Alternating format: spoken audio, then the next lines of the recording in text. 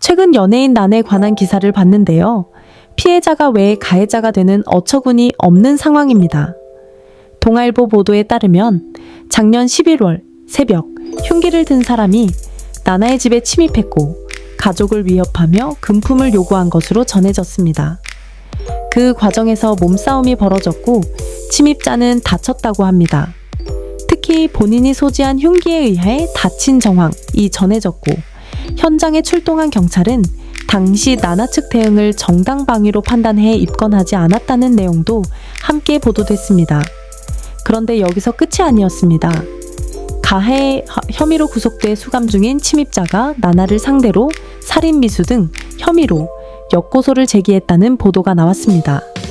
소속사도 공식 입장을 내고 가해자가 반성 없이 별건 고소를 제기해 2차 피해를 만들고 있다며 법적 대응을 예고했습니다. 여기서 사람들이 분노하는 지점은 단순합니다. 첫째, 상식적으로는 살기 위해 막은 것인데 절차 안에서 피해자가 다시 피고소인이 됩니다. 둘째, 정당 방위로 판단된 사안도 고소가 들어오면 피해자는 조사와 대응을 해야 합니다. 그 사이에 마음은 다시 무너집니다. 생각해보면 집이 가장 안전해야 하는 공간인데 그 공간이 깨졌습니다.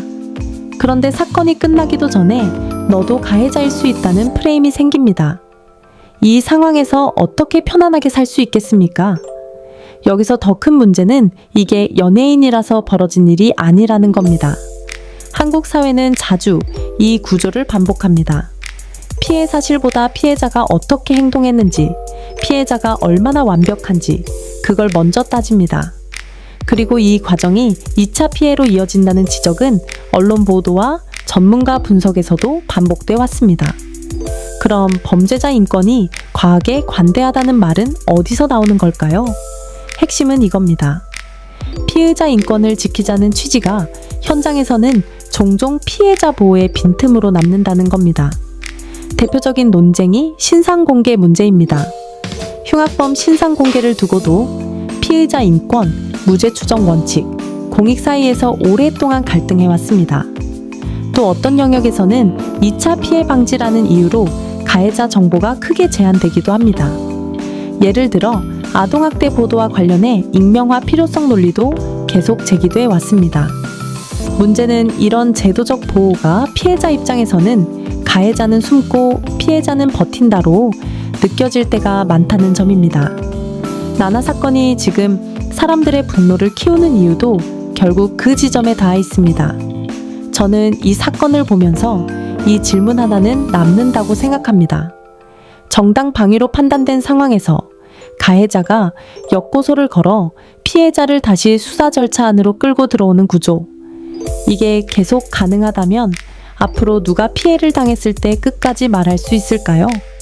청소년 학폭 가해자들도 촉법으로 감싸고 미래에 아무렇지 않게 살아가고 범죄자들도 국회에 100여 명이 넘는데 불체포법 특권으로 숨고 어떤 연예인은 그 시절에 소년원 안 다녀온 사람이 어딨냐는 망건을 내뱉으며 범죄를 옹호하기도 합니다.